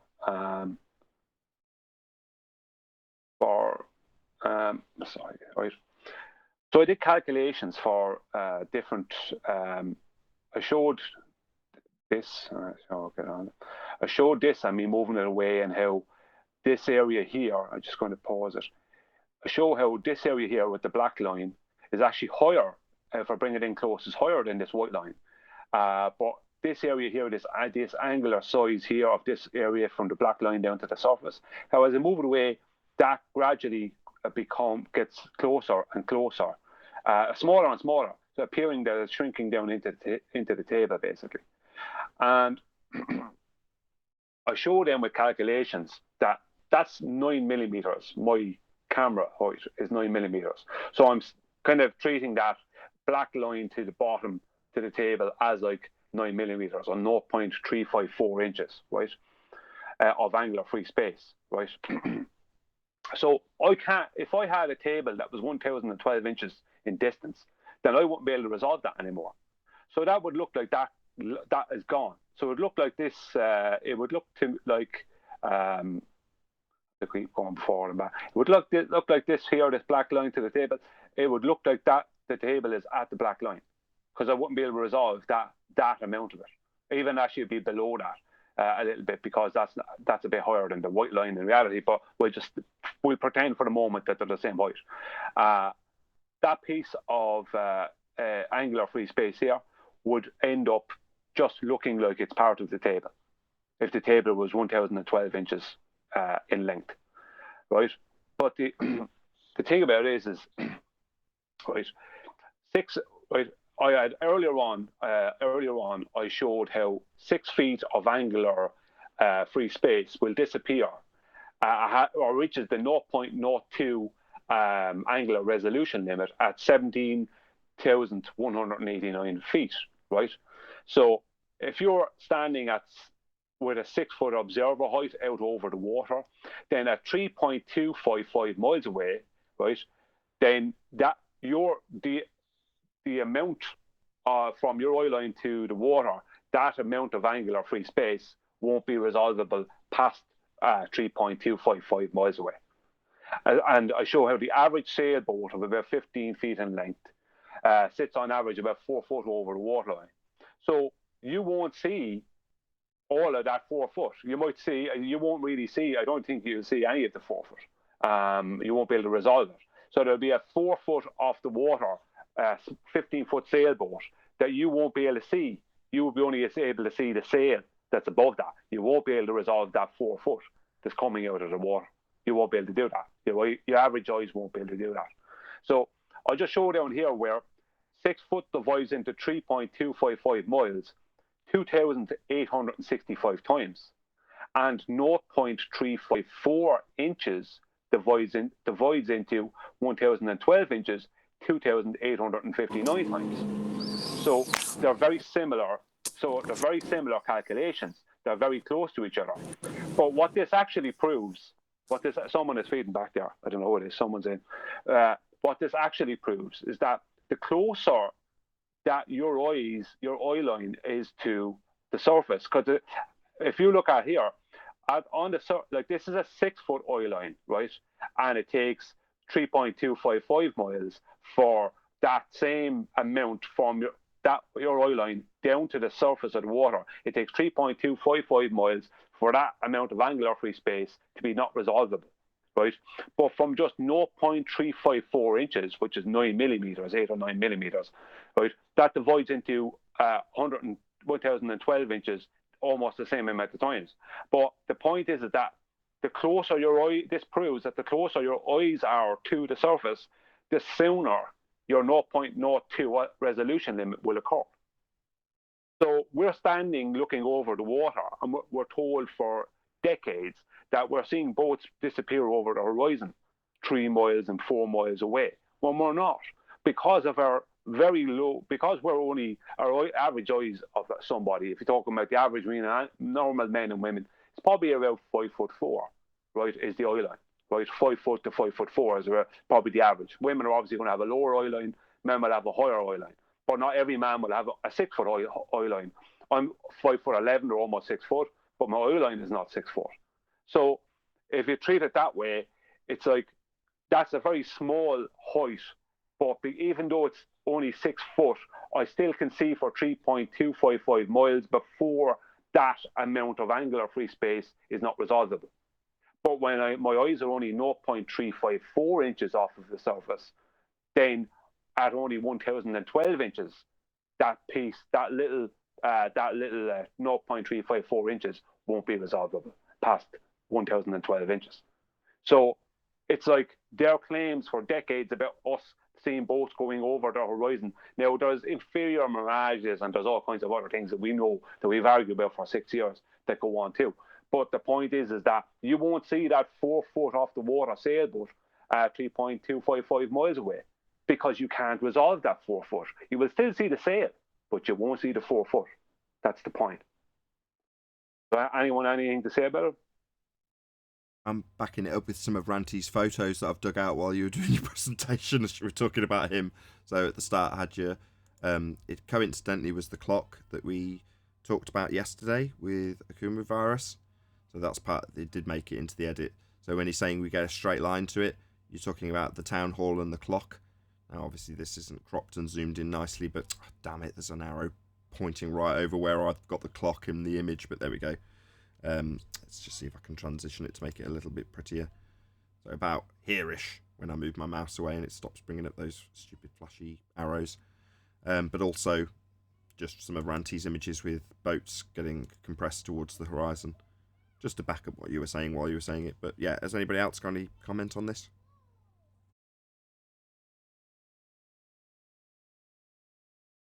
But if I'm still sharing there, I'm showing a photo from claimed geodesist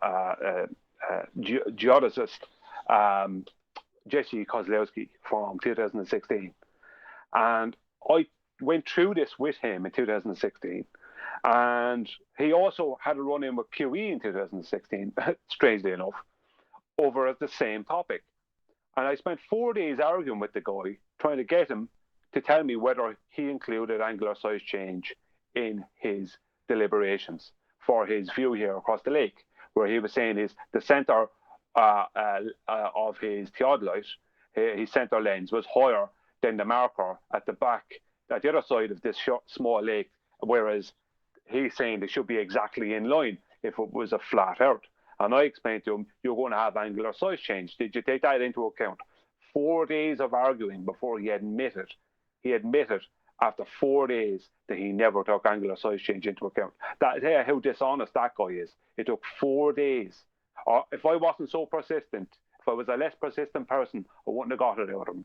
Only because I knew he was full of it and he was lying And I didn't know much about geodetic surveying at the time, but I knew bits and pieces, and I knew what was going on. Instinctively knew what it was. But I guarantee you, if you did the angular size calculations on the height of his marker at that exact distance, that they would match exactly what we're looking at.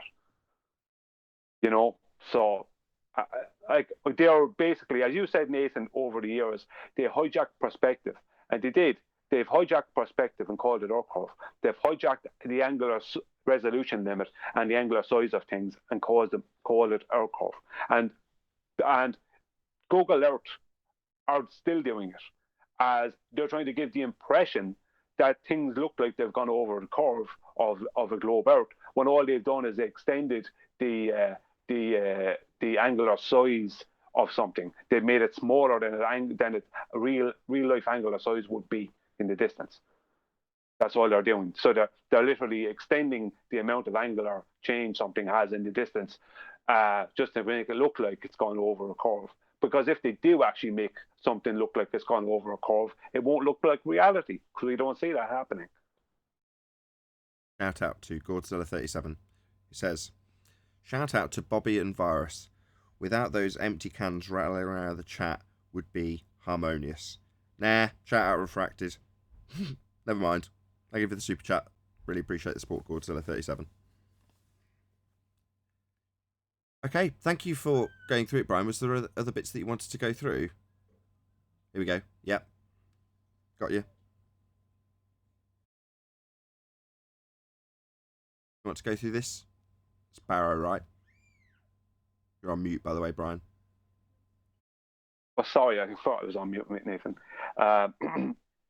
Yeah, this is just a video I took where I'm looking. I'm about 77 feet or something like that above the water, and I'm already zoomed here a bit.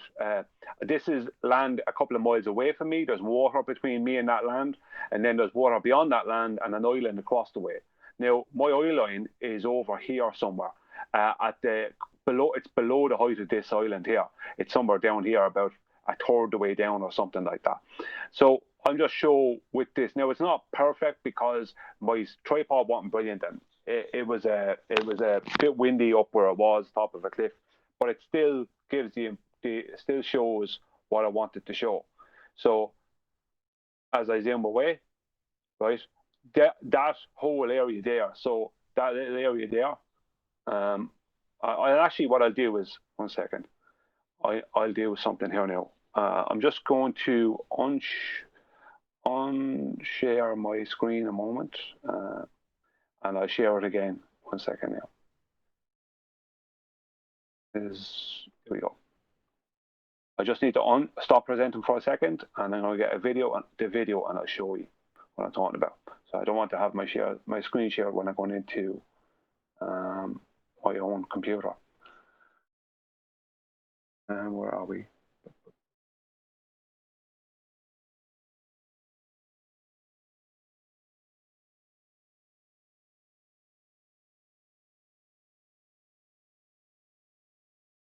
Do not adjust your sets. This is not a technical issue. No, I'm just trying to find the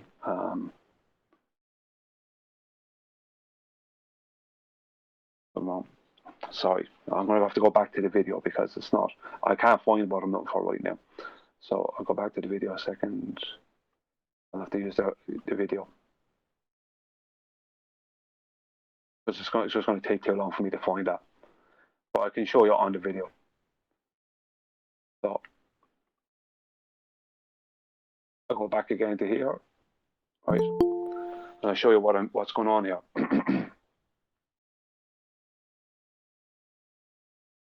Okay, as you can see from the top of this island here to this piece of land down here, there is an angular free space. Let's just say, from, if we look at it, there is a vertical angular free space, right? So this piece of land here at the bottom, at the shoreline, to the top of this island here, right? It takes up this and much space. But when I play it and I bring it forward, I will do now,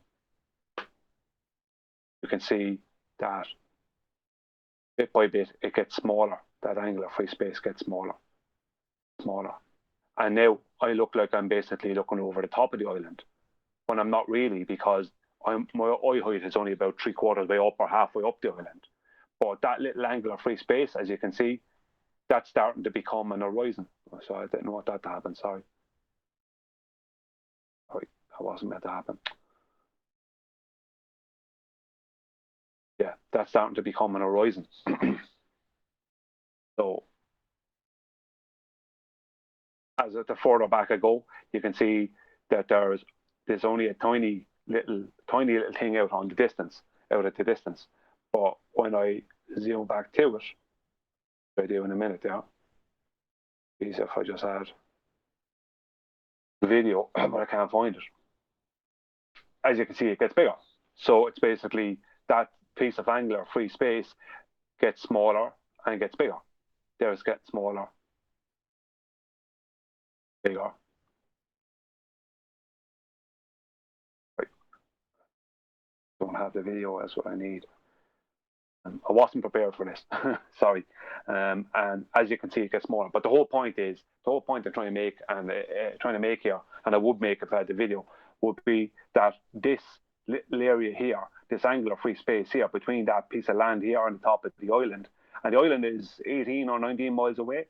So that little piece here, that eventually, as if I move back, right, the further I can move back from that, or it can move back from me, then that angular free space will just get to a point where it's just the horizon, because I can't resolve it.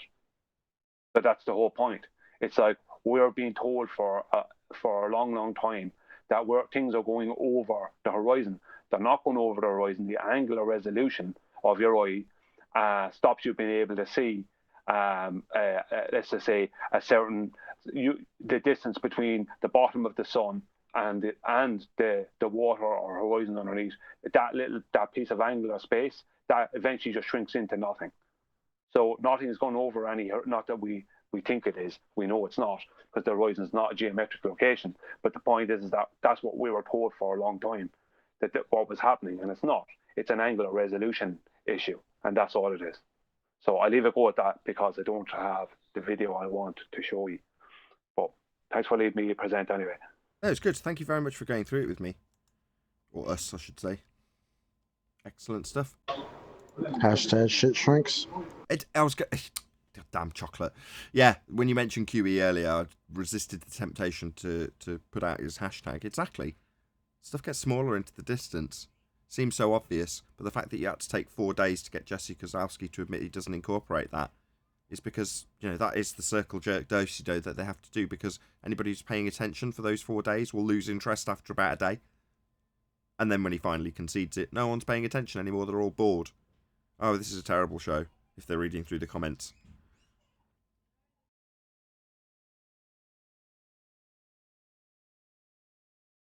It's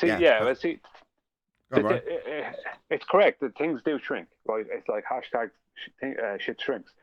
But it's a little bit more, there's a little bit more to it than that, because they've basically taken basically what is optical drop, and they've called it Earth curve for years. That's what they've done. They've taken something that's just an effective perspective and called it Earth curve, and was something that's not really known.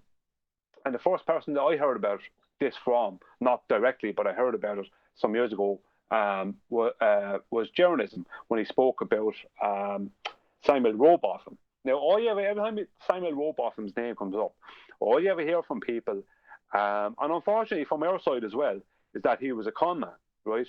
Now, I haven't seen any evidence that he was a con man, but I keep hearing from people that he was a con man.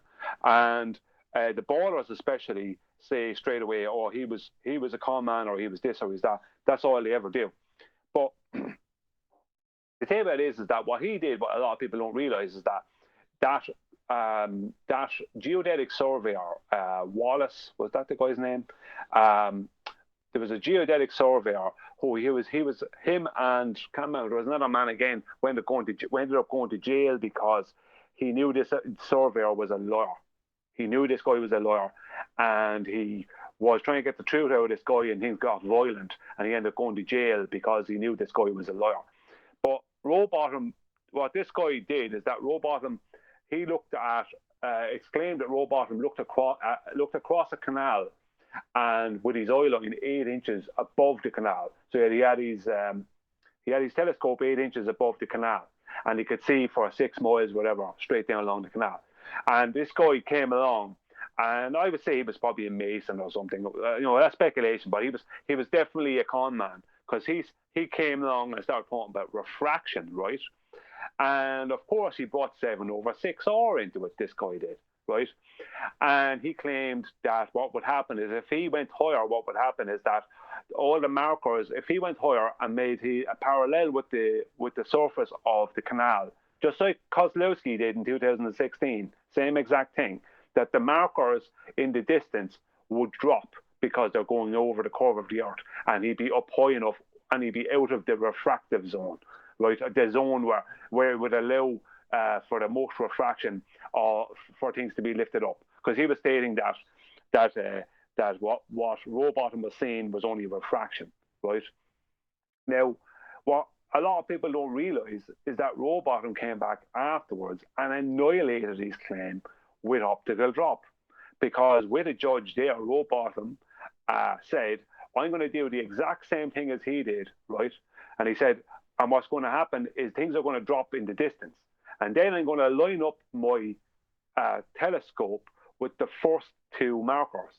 So he brought his telescope up and he dropped it at an angle to line up with the first 2 markers. He said, and if the rest of the markers line up after that, he said, then you know that it's flat. But if they still fall away, then it's a globe, and they all lined up with it.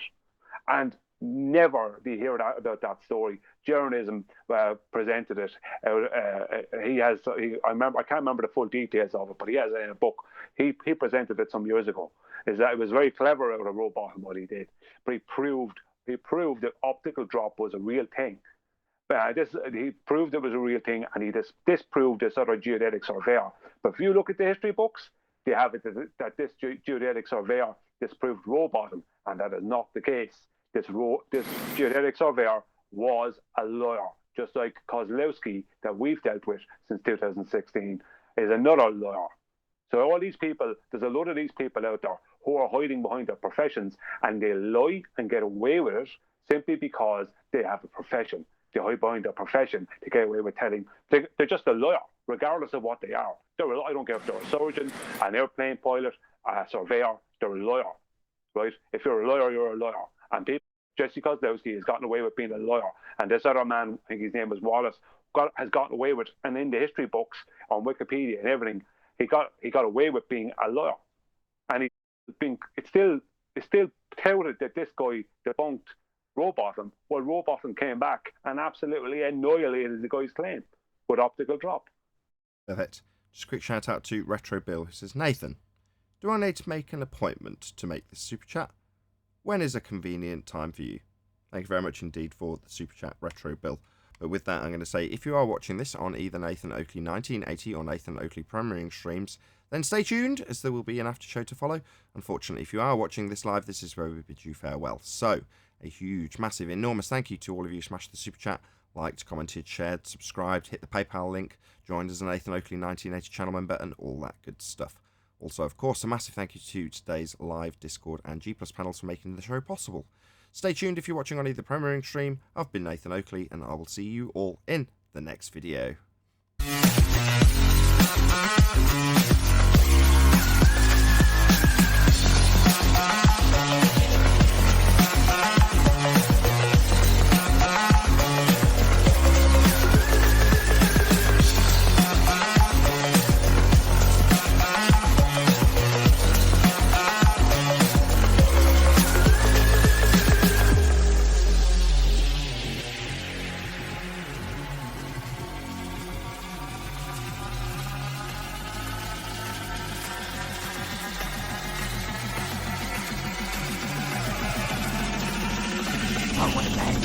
What a lovely day! The public back then, weren't they? You know, especially in somewhere like Britain, where there's such a class like today system. too. Yeah. Not a whole lot different today, not a whole lot, but still, at least we have the internet and stuff to show that to record things and show someone's a liar. You know, when someone says something and then they but Brian, contradict it. A regular knock-around guy who has truth is going to be frowned upon, and they're going to believe somebody with a higher education today. The same thing. They haven't changed. No, technically you're right. They haven't changed. You know, lawyers are still lawyers, and they get away with it if they hide behind a career. You know, because basically what Kozlowski did in 2016 with these across the lake things was exactly what this surveyor did. Exactly what this surveyor did, and they both knew what they were doing. That's why it took 4 days for the guy to admit that he never took angular size change into account. Why would it take 4 days? 4 days for someone to admit something so small as that, if they weren't trying to hide it. Surprised he even admitted it. Yeah, I just cornered him. I just wouldn't let it go. I told him I'm not letting this go. Just wouldn't let it go. Can I change the subject slightly? So, sure, man. Dave Weiss sent me a screen you're not cap. allowed. Dave Weiss sent me a screen cap of somebody who's on the Flat Earth Friend Finder app. So this, I'm just putting it on screen for the audience now. So this is the screenshot of someone in Antarctica on the Flat Earth Friend Finder app. It's a bit of a mouthful. So my response to him was, is this verified though? Does the app actually verify that it is their location? So a while later, Dave got back to me and said, I've got in touch with the app developer and he says it's not fakeable. Now, he didn't give me anything to qualify that, but he did send me this video, which I'll play now, which presumably he's just taken on his phone in terms of showing the geographical location of this particular person in Antarctica who's on the Flat Earth Friend Finder app. So there it is at Cassie Station, if that's how it's pronounced. There it is. So showing zooming in on this particular, I don't know what kind of station it is, but that kind of station on Antarctica where this person on the Flat Earth Friend Finder app is. And there it is. So just thought I'd share that with you guys. Thought it was quite interesting.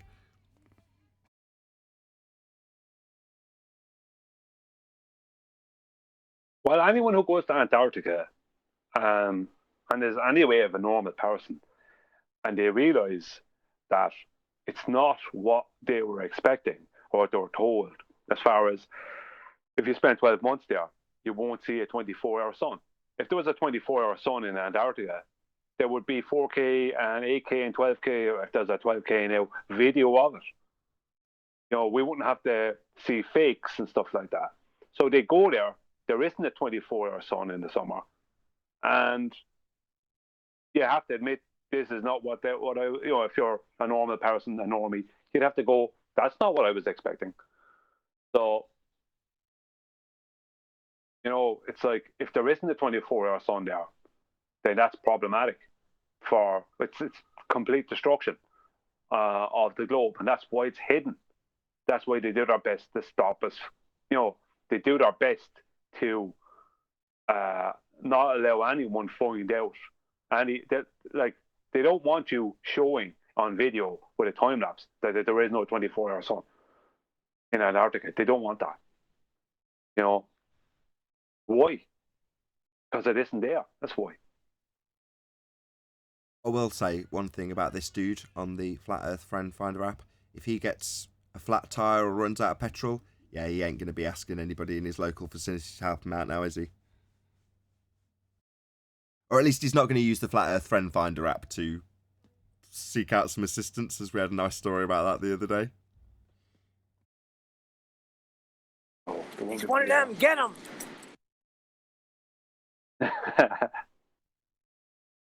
That was on, I think it was Mitchell from Australia explaining that somebody had run out of fuel or something to that effect. And they went to the Flat Earth Friend Finder app and said, can someone help me? And he got assistance from that app, which I thought was quite a nice story.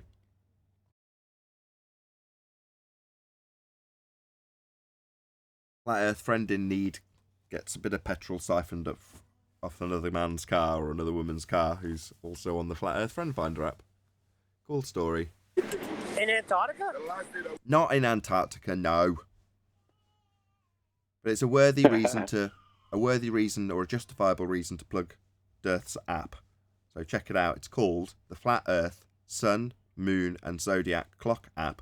And within that app, along with the video app that will have constant updates from Flat Earth Debate as part of that section, as he's linked it to a playlist that I make and keep updated. It's also got the Flat Earth Friend Finder, more importantly, than my videos. But I'm going to plug me if I'm plugging him. Why not? Gotta plug the boss. So yeah, check out the Flat Earth, Sun, Moon and Zodiac Clock app.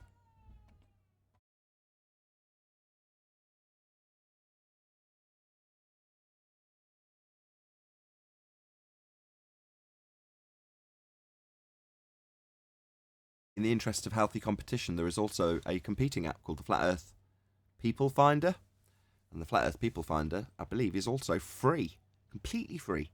So it does a very similar thing. It's not video based like the Sun, Moon and the Flat Earth, Sun, Moon and Zodiac Clock app is. It's purely a friend finder. So the Flat Earth People Finder is also an app that you can type into both iOS and Android and or whatever it's called, Google Play Store, I think it's called. And yeah, that's a completely free app that does a very similar thing. Very cool. Got competition in this particular corner, tiny though I thought it was, of the internet. And they're getting very popular. This has got thousands of people on them. Both of them. So yeah, check them out. That's cool. I think so. It's not long. It's not a dusty little corner of the internet anymore because of things like that. And as much as Dave Weiss gets a load of crap from almost every single perceivable angle he could get crap from, he's a pioneer in this stuff, right? He's putting up billboards about Flat Earth and developing apps that connect people. You know, why he gets crap, I don't know, but he does. I think people get uncomfortable with things like billboards and stuff and apps. I think that's what it is, because it starts becoming real. Maybe more than people were realize that they were comfortable with. Yeah, people those like acts probably trigger a few people like, oh my God, this is really a thing. There are these people out here that think we don't live on a magical spinning water ball flying around in a vacuum. Oh no. Yeah, it is getting a bit real. And yeah, instead of it being a nicely contained, dusty little corner of the internet, you know, it's evolved beyond that. Had to be reined in. You know, they literally had to talk about it in Congress about what they were going to do about it. And then they've done it, in other words, censored us. And then where we were, the dusty little niche corner of the internet, the anti-flat earthers have filled our place because we've grown out of it. To the point where they need to suppress us to a certain extent because the growth's obviously too big. So, you know, very interesting, very, very interesting developments in Flat Earth at the moment. And then when you have normies come up to you and say, why are they, it seems like they're censoring you guys. What's going on? And you're like, wow, I didn't tell you that. You actually went away and came up to that on that conclusion yourself. And you're not into this subject. But because of what I've told you, you went away and then came back to me and said, wow, they look like they're kind of trying to censor you guys. What's going on? I'm like, it's real shit, huh? He's like, yeah. Shit gets real when you start censoring people. It's like, what's the problem? Why are you censoring something that's supposed to be so silly when you have all these other silly things all over the internet, free to frolic all over the damn place, right? But this thing in particular, well, like Nathan just said, they had to talk about this in Congress. God, man.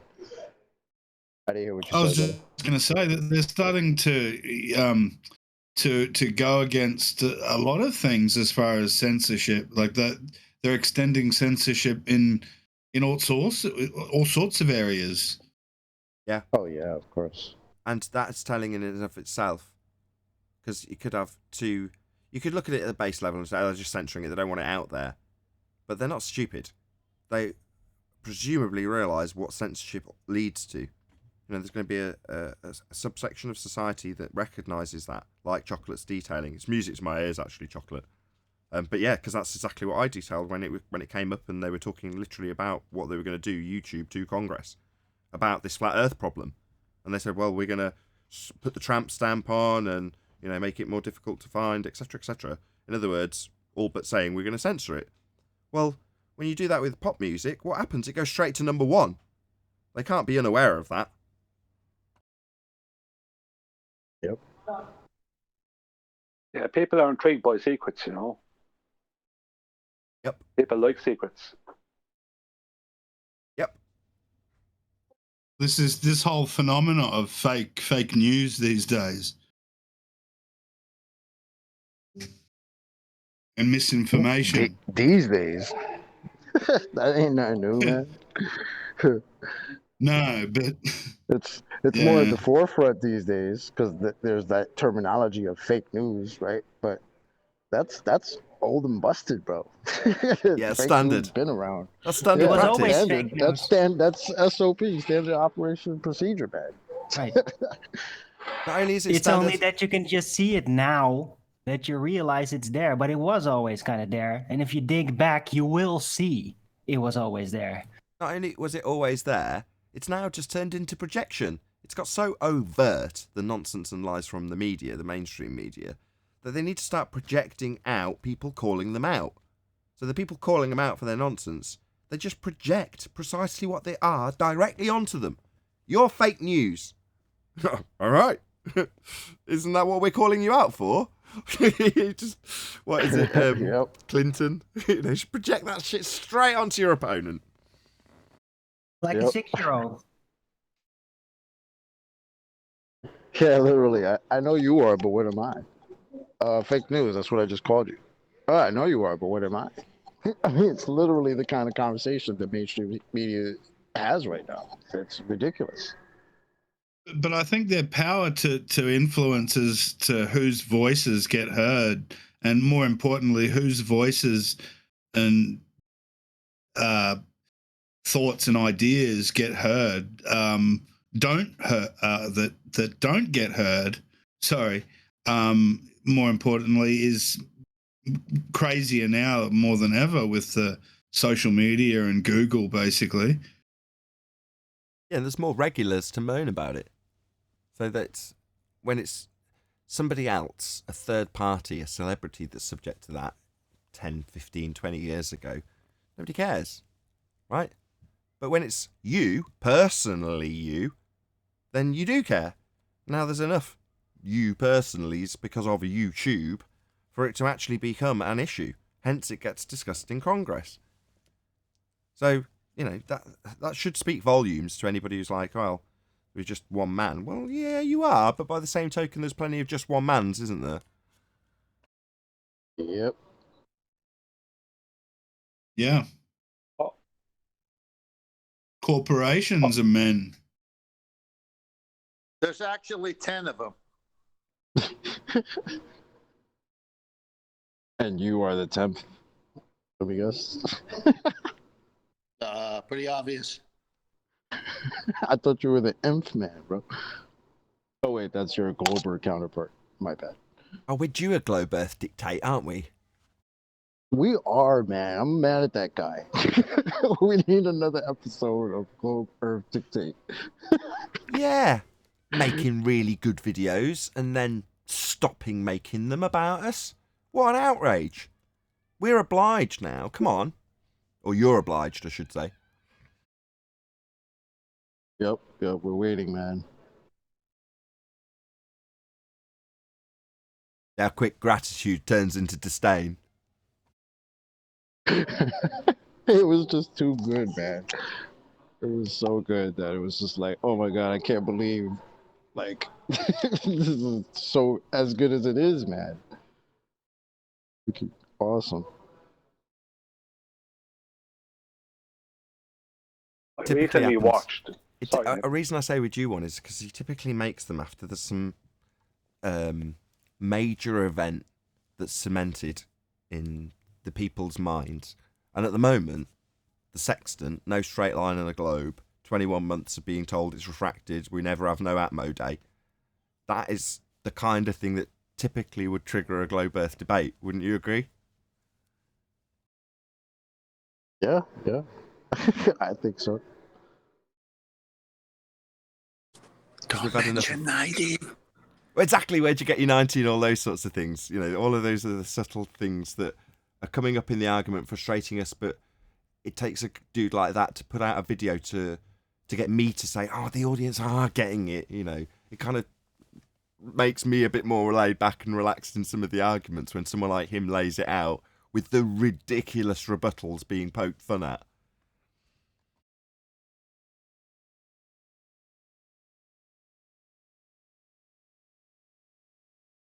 I could just see it now. All the books will be changed. Curved line 90.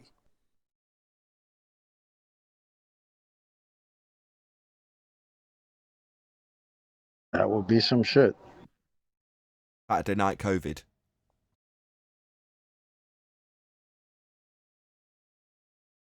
No, fair enough. What happened? One of the Globe dictators came out just after COVID hit. Did it?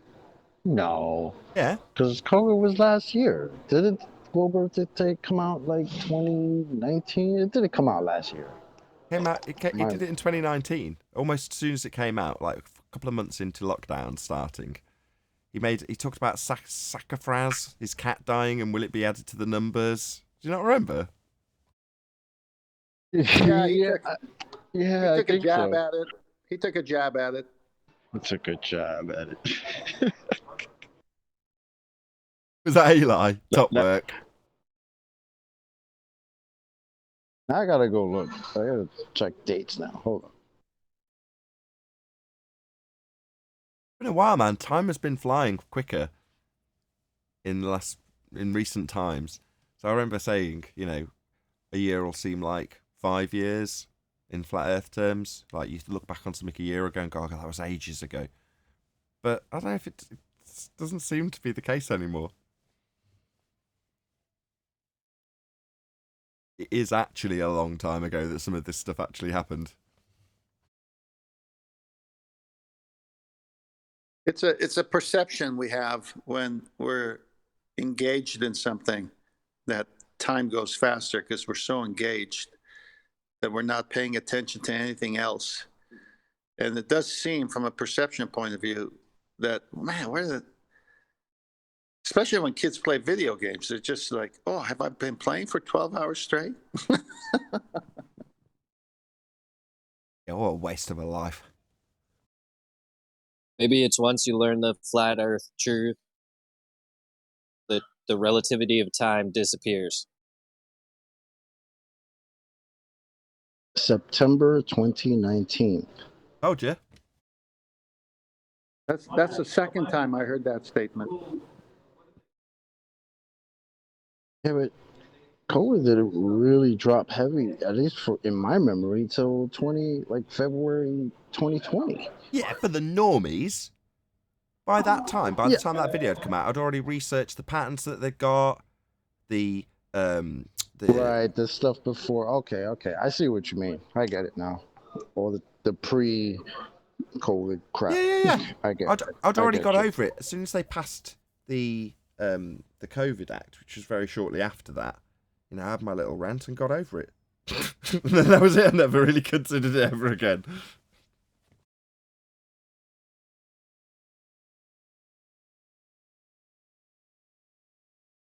Yeah, time does fly, right? It's from the Black Swan, actually, because, 2-3 months after that, it was Black Swan.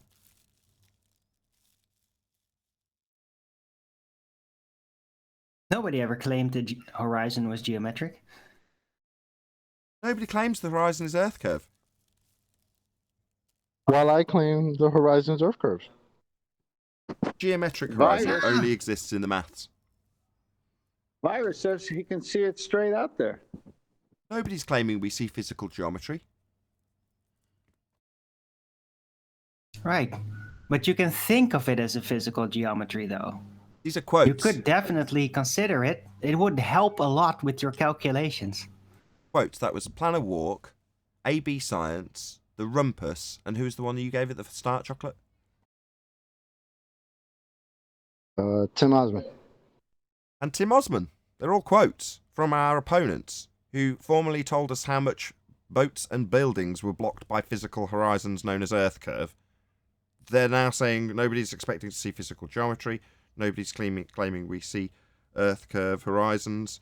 You know, the horizon that we claimed was Earth curve getting in the way in these pictures only exists in the maths.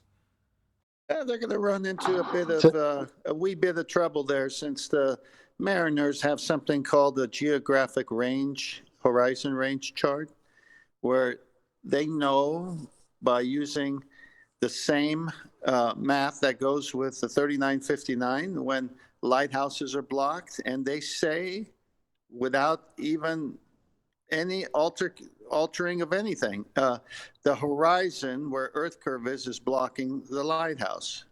So they're going to have a big fight with the mariners, who've always been under the conception that when something is blocked is because it's the geometric horizon, the physical Earth curve. So we're only talking about anti-flat earthers here. We're talking about people that brace against their own rhetoric in the first instance. The horizon, if you're a globe-believing fundy muppet, is Earth curve. Now, when we debunked it with the Black Swan, their response, as anti-flat earthers, was to say nobody's claiming it was Earth curve. That's their response.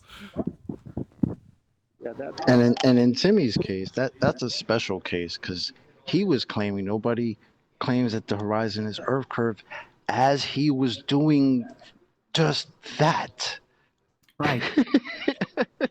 Yeah, he's got a picture of several horizons, and the title at the top of his picture of several horizons is "This is Earth curve." He couldn't make it up. God. He said it 3 times on the same show while he's presenting that image that he's been touting for about 2 years at the time, with a load of horizons. Like, nobody claims the horizon's Earth curve, end quote Tim Osman. You are. Like, right now. Earth curve is the fabric of the Emperor's clothes. Precisely, it is.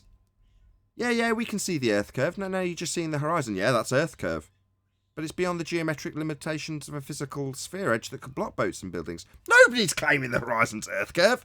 What kind of idiot are you? That's how it goes. Nobody's claiming he's got any clothes on. Who was claiming? Are you claiming he's got clothes on? Because now it's your claim that he's got fake clothes on.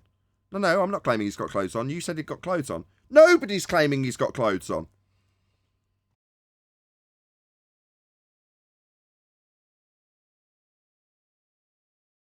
Are you claiming he should have clothes on? Because that's going to become your claim now. And I'm going to brace against how you say he should have clothes on. Because he hasn't. And it's your claim he does. Said the anti-flat earther. Right. Whoever claimed the Emperor had to wear any clothes to be dignified? Oh, by the way, he's wearing clothes right now. The ones you can't see. Yeah. What do you mean? You think there should be 15 degrees an hour deviation as Earth turns underneath stuff? What kind of idiot are you? No, I don't think Earth's turning. Yeah, you said that Earth's turning underneath, or should be. No, I didn't. That's your globe claim. No, nobody claims Earth should be turning underneath. Single reference frame. Yeah, but the globe says there's 2 and that we will see drift and the Earth is turning underneath. No, you say that, flat earther. No, I don't. You're just an anti-flat earther debunking your own claim right now. His clothes are in the maths only. Yeah, they calculated how much thread and then they spent a lot of time pretending to weave it. I'll throw 1 or 2 in Master B, Nathan, since I got a minute at work. Okay. Oh, by the way, Nathan, I might have missed this. You might have talked about it when I was out for groceries. But did you hear about George Netanyahu on Brandon's yesterday? He actually said that pseudo-Ramonian force space was proven because time travel is possible because of an atomic clock. And he really meant it. Okay. What am I looking at? Master B? There's nothing in there, chocolate. Anybody else catch that? Might still be loading. Give me a sec. Okay. I didn't know. Sorry, Arwin. So right. Flux capacity At time. first, we thought he was joking, but he spent half an hour trying to defend that. Serious. Spent half an hour trying to defend the consequence of time travel. If atomic clocks, then time travel, therefore atomic clocks, right? Right, because the decay of the radioactive material change was, according to George, literal time travel, and that would prove pseudo-Harmonian force space and therefore gravity. It's a bit of a stretch. Right, I'm going to play Chocolate's clip. I don't even know what you're talking about. Yeah, I know you don't. You're dumb as fuck. The horizon's not a physical edge. Do you need me to rattle off a few quotes from your own side about how non-physical the horizon is? It's 2020, mate. Try and keep up. The horizon is not a physical geometric sphere edge, Tim. Didn't you know? You seem to know about the black swan, but yet you don't know what it means. What is it then, Nathan? There's my black swan. It's actually been posted. Sorry, the black swan we have debunks your claim that this touted shite that you've just presented, claimed to be undebunkable, has just been annihilated by the fact we don't have a physical sphere edge. And that's what you're claiming is Earth curve, mate. Maybe ignore it for the 7th time. Any of those claims. I've never made any of this. You're strawmanning. Oh, really? So the horizon in this image isn't Earth curve?